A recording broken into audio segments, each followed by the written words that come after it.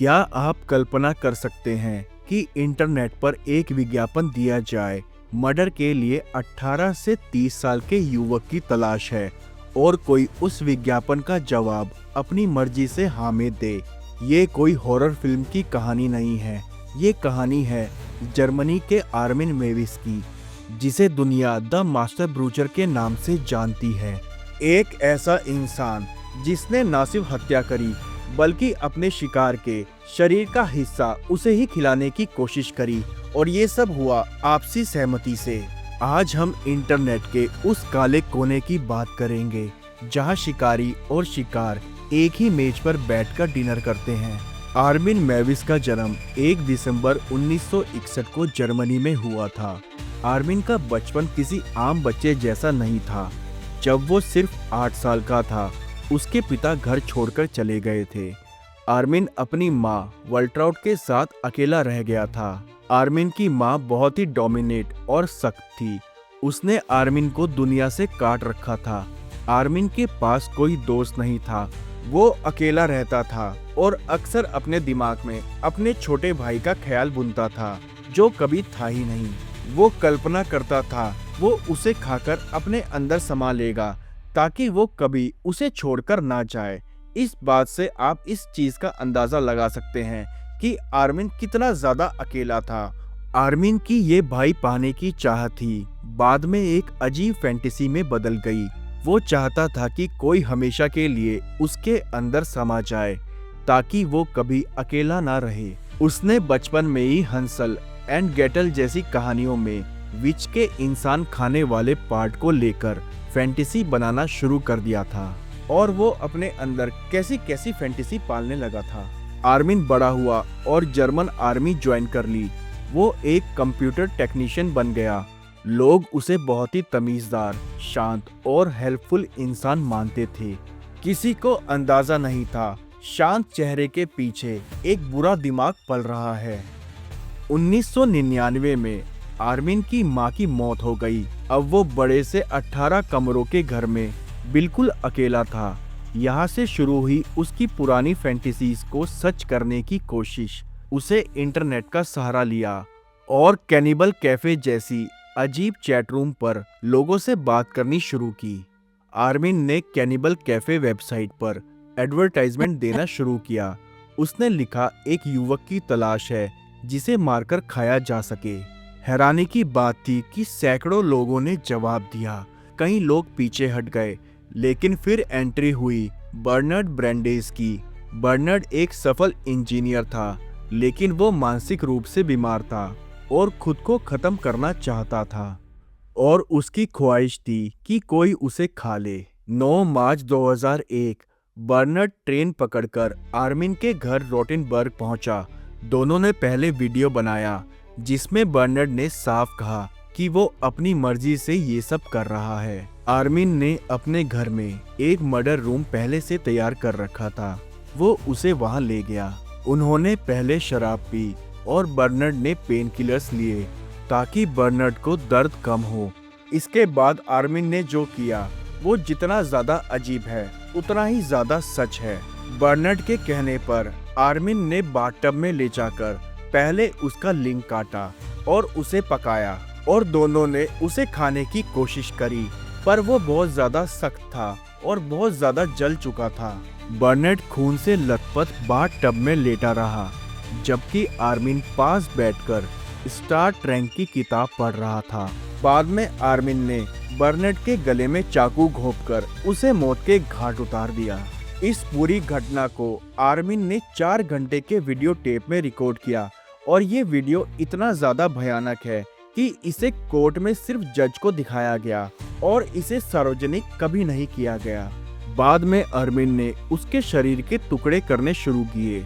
Armin ने Bernard के शरीर के हिस्सों को फ्रीजर में रख दिया और अगले कई महीनों तक उसे खाता रहा।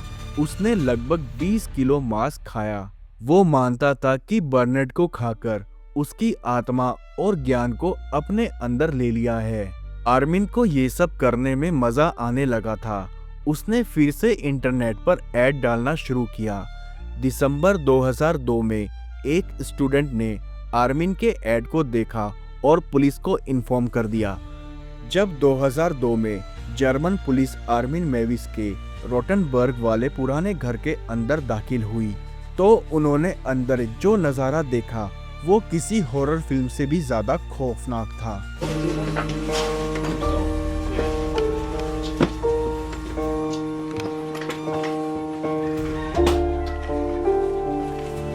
पुराना घर बाहर से एक आम पुराने जमाने का फार्म हाउस लग रहा था, लेकिन अंदर का मंजर बिल्कुल अलग था।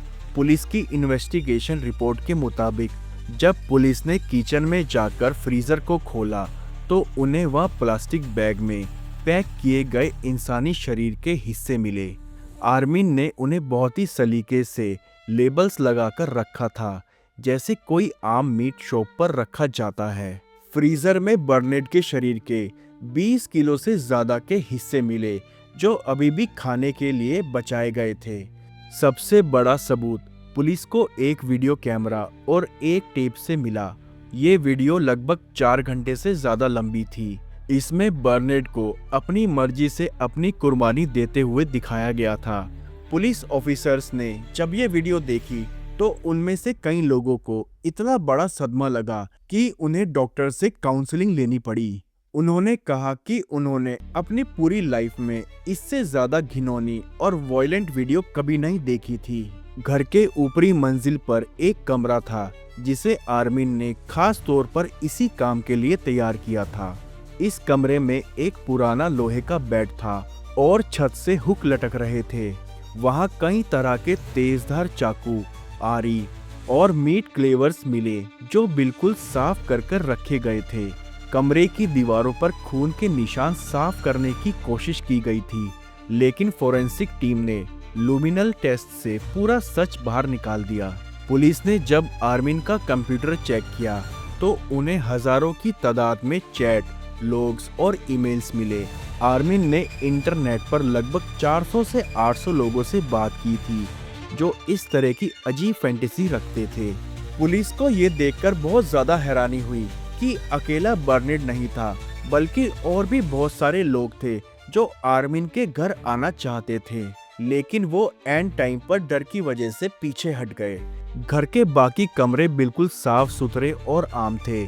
आर्मिन ने अपने घर को हिस्सों में बांट रखा था। एक वो जगह थी वो एक आम शरीफ इंसान की तरह रहता था और दूसरा वो डार्क एरिया जहाँ वो अपनी फैंटेसी पूरी करता था। पुलिस के लिए ये केस इसलिए अजीब था क्योंकि आर्मिन ने कुछ भी छुपाने की कोशिश नहीं की थी। But stronger, more substantial. Although I don't think that other people would have noticed a difference had they eaten it. It tasted really good. उसने सब कुछ रिकॉर्ड किया था क्योंकि उसके लिए ये कोई जुर्म नहीं था, बल्कि एक सपना था जो उसने सच किया था। आर्मिन को गिरफ्तार कर लिया गया।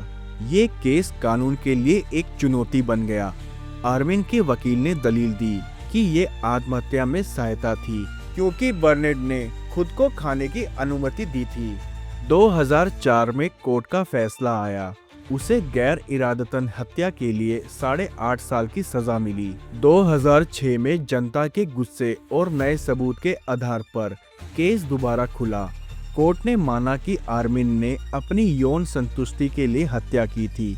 उसे आजीवन कारावास की सजा सुनाई गई। आज आर्मिन मेविस जेल में है और दिलचस्प बात यह है कि वो अब शाकाहारी बन गया है। अप्रैल 2023 में उसकी वो पुरानी हवेली संदिग्ध परिस्थितियों में जलकर राख हो गई। वो कैसे जली और किसने जलाई, इसके बारे में कोई भी जानकारी नहीं मिली। आर्मिन मेविस की कहानी हमें याद दिलाती है कि इंटरनेट की गहराइयों में किस तरह की मानसिकता छुपी हो सकती है। क्या ये केवल अपराध था या दो टूटे हुए इंसानों की भयानक मुलाकात? आपको क्या लगता है, बर्नेट की सहमति आर्मिन के अपराध को कम करती है? कमेंट्स में अपनी राय जरूर बताइएगा। अगर आपको ये वीडियो अच्छी लगी तो लाइक कीजिए। ऐसी ही सच्ची कहानियों के लिए सब्सक्राइब कीजिए। मिलते हैं एक अगले केस के साथ।